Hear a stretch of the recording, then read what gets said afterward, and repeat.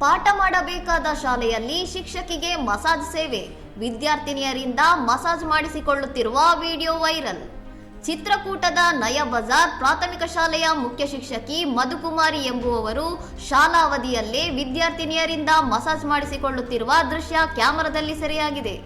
Viral ವಿಡಿಯೋದಲ್ಲಿ ವಿದ್ಯಾರ್ಥಿನಿಯರು ಕೈಕಾಲುಗಳಿಂದ ಮಾತ್ರವಲ್ಲದೆ ಲಟ್ಟಣಿಗೆಯನ್ನು ಬಳಸಿ ಮಸಾಜ್ ಮಾಡುತ್ತಿರುವುದು ಮತ್ತು ಆ ಸಮಯದಲ್ಲಿ ಶಿಕ್ಷಕಿ ಆರಾಮವಾಗಿ ಮೊಬೈಲ್ ಬಳಸುತ್ತಿರುವುದು ಕಂಡುಬಂದಿದೆ.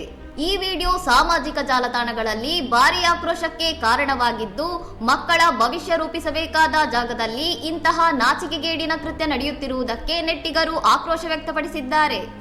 ಘಟನೆ ಬೆಳಕಿಗೆ ಬರುತ್ತಿದ್ದಂತೆ ಎಚ್ಚೆತ್ತುಕೊಂಡ ಶಿಕ್ಷಣ ಇಲಾಖೆ ಪ್ರಕರಣದ ಬಗ್ಗೆ ಸಮಗ್ರ ತನಿಖೆ ನಡೆಸಿ ಆರೋಪ ಸಾಬೀತಾದರೆ ಶಿಕ್ಷಕಿಯ ವಿರುದ್ಧ ಕಠಿಣ ಶಿಸ್ತು ಕ್ರಮ ಕೈಗೊಳ್ಳುವುದಾಗಿ ಭರವಸೆ ನೀಡಿದೆ.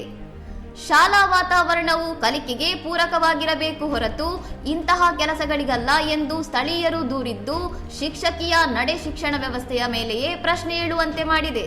ಇನ್ನಷ್ಟು ಸುದ್ದಿಗಳಿಗಾಗಿ ನೋಡ್ತಾ ಇರಿ ಸೌರಂ ಟಿವಿ.